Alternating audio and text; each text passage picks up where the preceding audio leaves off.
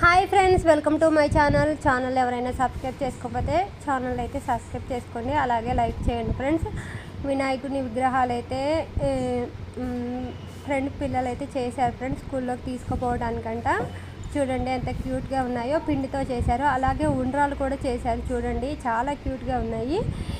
కింద తమలపాకుతో కూడా పిండితో అయితే చేశారు, వాటికి కలర్స్ అయితే వేశారు.